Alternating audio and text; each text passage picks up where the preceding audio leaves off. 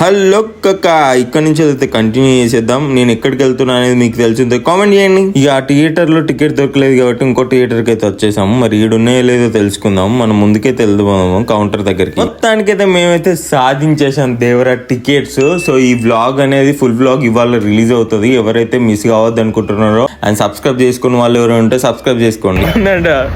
Show night 10 కి అరే చినిగిపోద్ది. Timing అయితే ఇప్పుడు టికెట్ తీసుకున్నాం.